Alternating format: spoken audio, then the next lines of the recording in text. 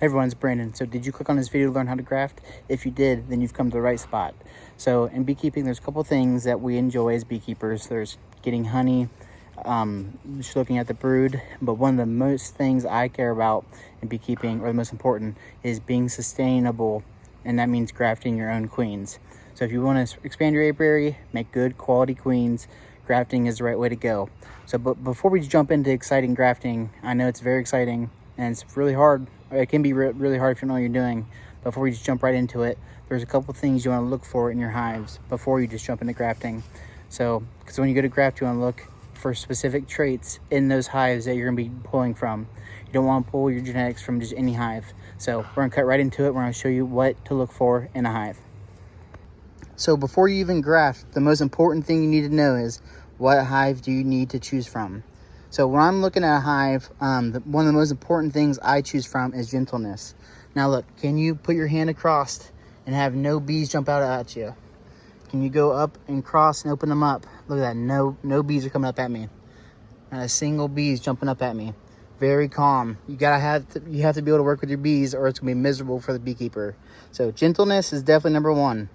I always go with honey production and bee population. So honey production, obviously every beekeeper likes to have honey or share his or her honey with people. So gentleness, honey production, and then I always like to go with population and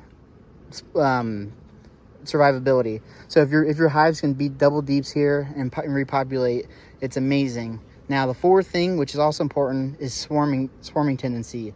You don't want a hive that swarms before the rest of the hives, because then you're just going to keep breeding for swarming tendency, and that's not what you want to do. You don't want to breed more swarming tendencies. So awesome. So I showed you a hive, I told you about it. So let me show you what you want to graft from, the size of the larva or the egg to larva. All right, so I got the frame out that I want for grafting, but I forgot to mention, so another thing you like to look for in queens is the pattern. So I'll leave that right here. Look at this picture. That's the pattern you want for your grafts. So, all right, so I got the frame I want. I'll show you that here in a second. But look, so I like to use these JZ Beadsy cups. So nice little cups. They work just fine. You can see where I put them before. So it's easy. Just put them on just like that. Pop them in. All right, so I got 15 on here. I'm not perfect either, so if you don't get 100% take, say you need 10, make 15 or 20. Or if you need 10, make 20, because you're not going to be perfect. Neither am I. So I want about 5 to 10. I know it's not that many, but so I'm going to make just 15, just to be on the safe side. All right, so I'm going to go after this one that has all this jelly in it. So this is a Chinese grafting tool that plunges. So at first, you want to keep it straight completely. So you want to go under it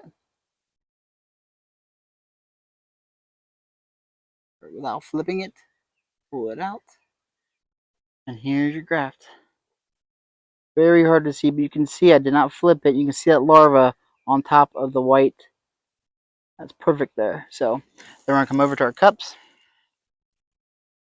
Just like so. And you're going to, so again, larva's on it. Focus. You see that larva? It's a lot easier when you have it sit on top of that royal jelly like so. So lean over this here. Right it on the edge here.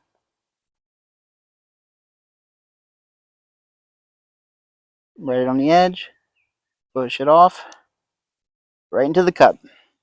Look at that. EGSP. Now what you don't want to do is the larva can, if you flip it over, it will actually suffocate.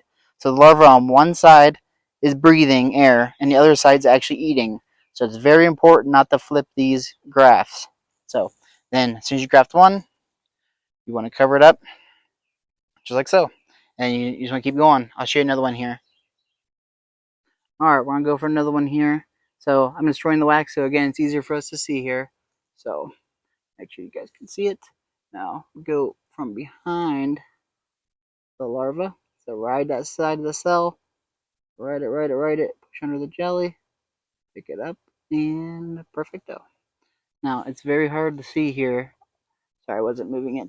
So you guys look at that. You can see the larva just sitting on the tool. So very hard to see, but that's how small this is. So and then you can see our first one chilling in there. So then we're going to show you the second one. make sure you guys can see this first. Focus that.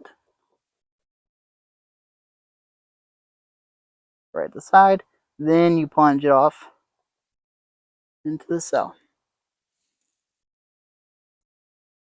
Alright, we got our cell builder here. So what we're going to do is take out this false frame I keep talking about. So, and you hear them how I give them a little smoke and how they're just fanning.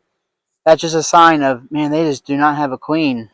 They're roaring. You can almost hear a roar of queenlessness. So, take out this false frame here.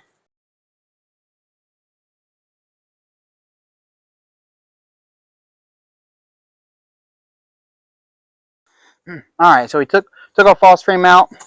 We got 14 grafts here going in. So you can almost hear them roaring just because I smoked them a little bit. They're helplessly queenless. So we waited. So this is 24 hours of queenlessness. With this population, they shouldn't have a problem recognizing their queenlessness or their queenless. But some people like to wait 48 hours. What I like to do is give this 2 days, go back in and tear out the other queen cells. So I don't make them extremely hopeless because I want them, the young nurse bees, instantly grafting on this. So perfect. So you see a nice strong colony. Our grafts are right here. What I'm gonna do is I'm gonna smoke them up, close them up, and we'll come out and check them out here when they cap them.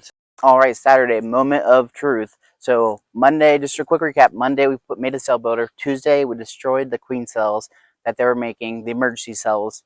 And same day, Tuesday, we put our grafts in. And now it is Saturday. So fast forward, now it's Saturday. We're going to check these cells, see their take, see what they look like, and hopefully we got some good cells. So here we go. Let's take a look.